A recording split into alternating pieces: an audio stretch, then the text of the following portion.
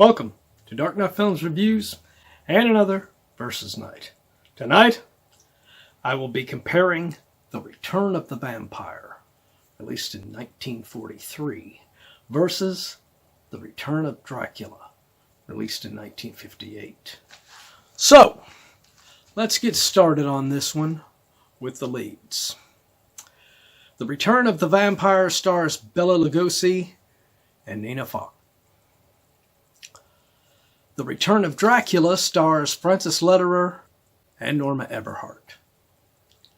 Now,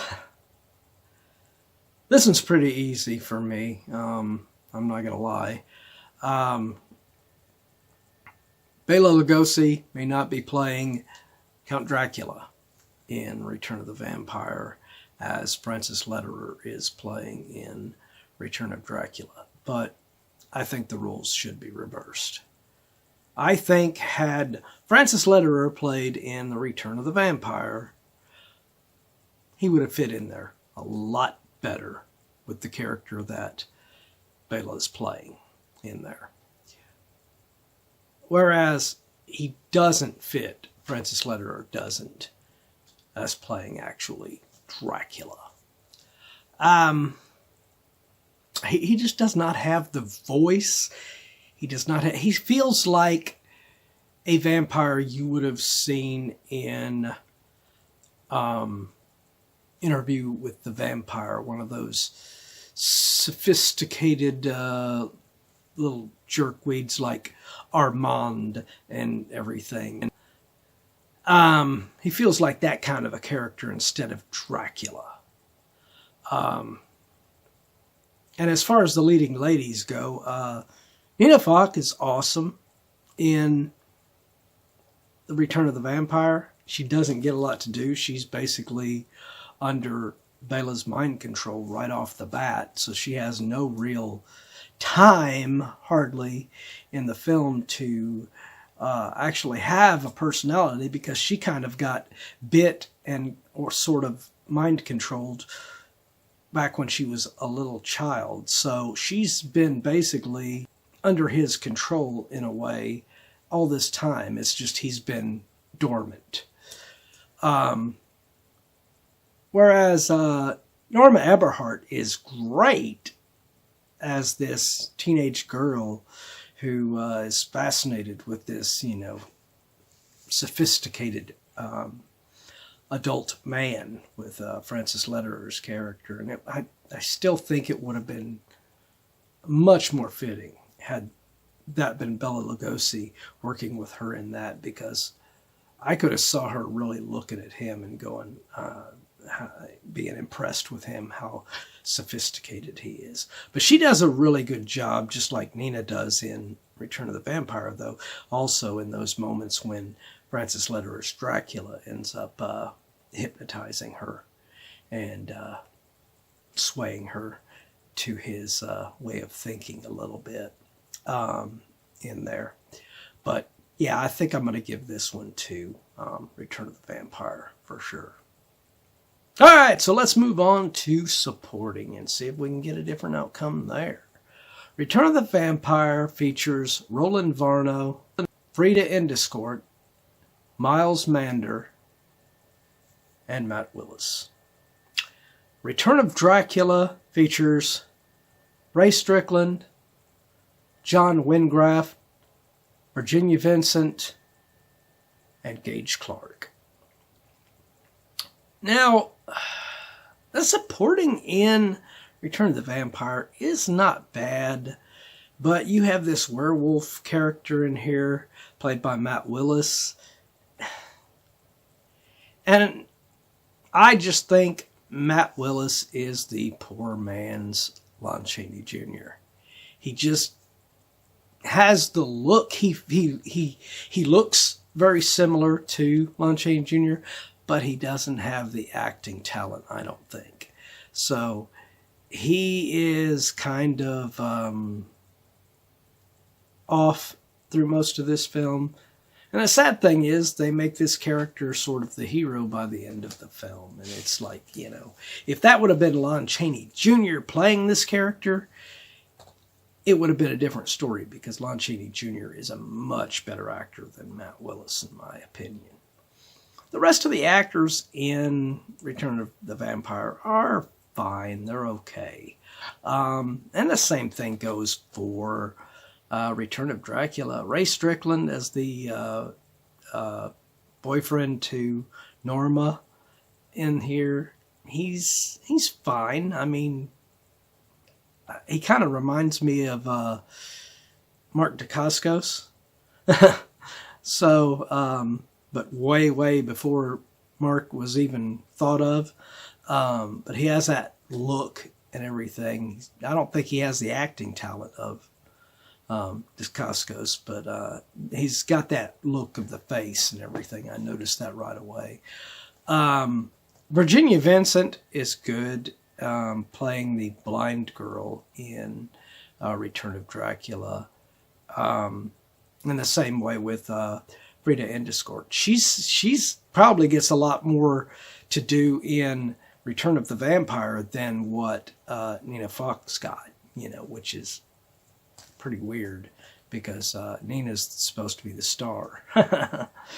But I think this one, I'm going to give it a tie because they are pretty equal as far as the supporting on this one.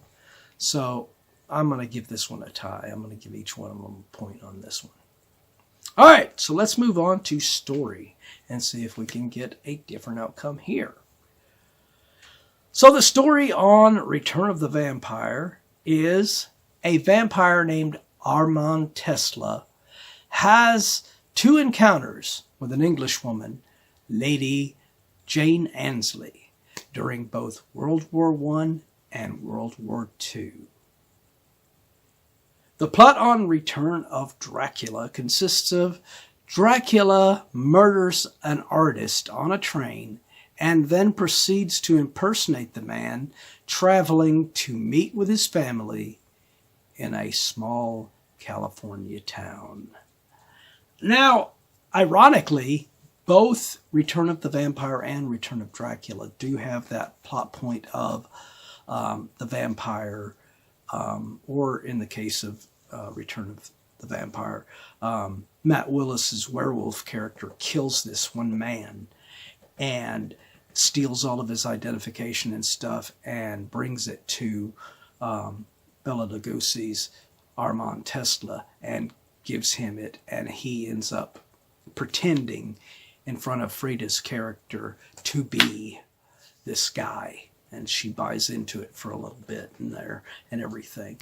Kind of the same way as Dracula in Return of Dracula ends up killing this artist and impersonating him and pretending to be him to get close to this family. And I just think I think the more real modern setting in California, in the California town and everything, and more, modern sensibilities in a way. Well, at this time, in 1958, for that one, I think it works really cool with Dracula being involved in it, as opposed to the whole World War I in the beginning of Return of the Vampire, and then the World War II setting in the second half of that film. Because we've seen vampires in that time period. You don't really get to see vampires in the time period with these teeny boppers and everything, characters and stuff. So that was kind of unique and cool. I just wish we had a better Dracula in there. Like I said, if Bela Lugosi would have been in this film as Dracula, it'd have been so badass. But I am going to give the story, I think, to Return of Dracula on this one. All right. So let's move on to direction and see if we can get a final winner on this one. Return of the Vampire was directed by Lou Landers. The Return of Dracula was directed by Paul Landris. Very close in the names, oddly enough. But Lou Landers directs The Return of the Vampire, very consistent with what you'd expect from a 30s or 40s traditional horror film. It doesn't have anything really visually striking or stunning in it that makes it stand out too much with Lou Landers' direction. Whereas I think Return of Dracula does have, Paul Landris does do some more unique stuff. I like the opening titles when he does the eyes of Francis Lederer in there for the main title sequence. That was really cool. And I like moments where, you know, they have this cool transition period when he's hypnotizing Norma in one scene. And then as he's about to go bite her, it transitions to this mask that her little brother is playing a prank on her with. And she wakes up scared and everything. And the transition is so well executed in that sequence. And I think the ending moments, even though they're a little bit too close, in my opinion, to what we got in the later film, which I've already featured on a Versus Night with Billy the Kid versus Dracula. I think it works better with The Return of Dracula, with that storyline and everything, and the way it looks and everything, and that mine and everything. But yeah, I'm going to go with Paul Landris on that one. So that gives our winner on tonight's Versus Night, ironically, The Return of Dracula, with a score of 2-3. So it's very close race on this one. I think, like I said, I mean, Return of Dracula would have been so badass had they gotten Bela Lugosi to play Dracula in that film instead of Francis Lederer. Francis Lederer is the only part of Return of the Dracula that I think lets that film down. I think the rest of it is pretty damn good. But what do you guys think of these two films? Do you agree with my comparison? Do you disagree? Let me know in those comments down below. And as usual, if you enjoyed this comparison video, do not forget to like, share, and subscribe.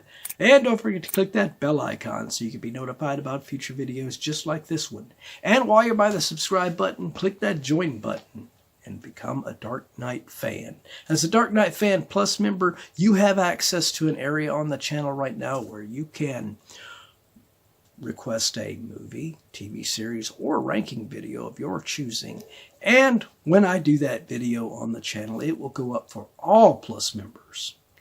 So you will all be able to benefit from it.